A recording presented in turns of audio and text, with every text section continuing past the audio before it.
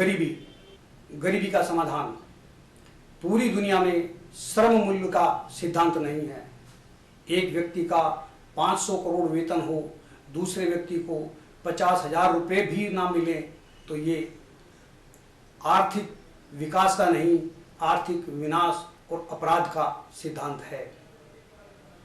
एक व्यक्ति को यदि 25,000 रुपया वेतन मिलता है तो अधिकतम वेतन ज़्यादा से ज़्यादा 5 लाख रुपये होना चाहिए, चाहे वो सरकारी क्षेत्र का हो या निजी क्षेत्र का हो।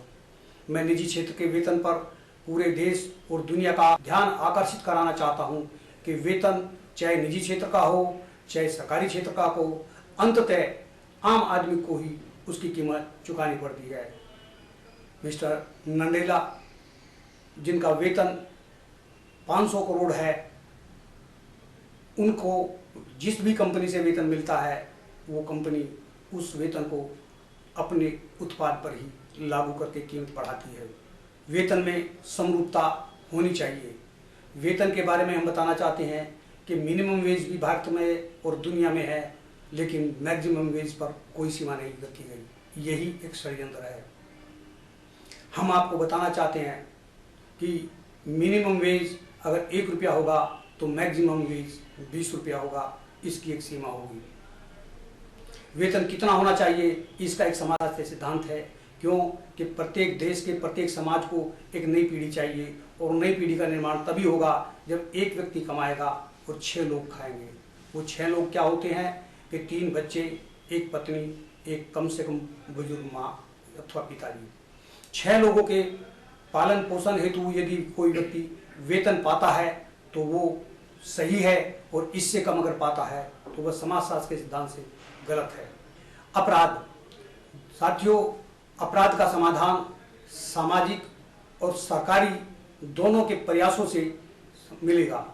सरकार ऐसी व्यवस्था दे कि लोगों को अपराध ना करना पड़े, आसानी से रोजगार मिले, सच्चाई से व्यापार चले, और समाज ऐसी व्यवस्था करे कि यदि कोई दुर्घटना हो तो समाज में परिवार के लोग, पड़ोस के लोग उसकी सहायता करें।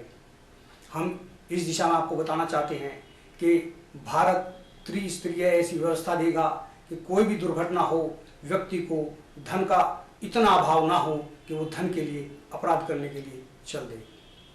सामाजिक व्यवस्था के बाद अगर कोई अपराधी अपराध करेगा तो उसको सार्वजनिक दंड इस प्रकार दिया जाएगा जिससे लोग अपराध करने का विचार छोड़ दें।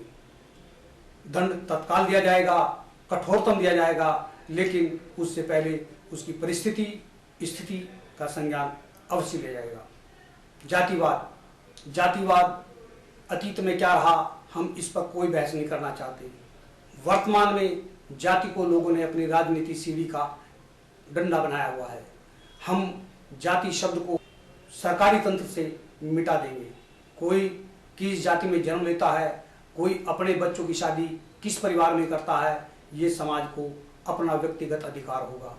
लेकिन भारत के अंदर किसी व्यक्ति की किसी सरकारी विभाग में ना जाति पूछी जाएगी, ना दर्ज होगी, और जब दर्ज नहीं होगी तो किसी व्यक्ति को कोई लाभ या हानि की योजनाएं नहीं प्राप्त होंगी। समान शिक्षा, समान अधिकार का सिद्धांत हम लागू करेंगे। सांप्रदायिकता शासन द्वारा थोपी गई एक योजना का हिस्सा है। जहां हम भारत में हिंदू मुस्लिम की संघर्ष को देखते हैं, वहाँ हम ये भी देखते हैं कि सरकार के द्वारा अनेक योजनाएं धर्म के आधार पर लागू की गई हैं। हमारे अनुसार ना किसी के लिए कोई तुष्टिकरण, ना कोई ध्रुवीकरण। कोई अपराध करेगा तो वो सब एक ही प्रकार से दंडित होंगे, यदि कोई अच्छा काम करेगा तो सब एक ही प्रकार से पुरस्कृत होंगे।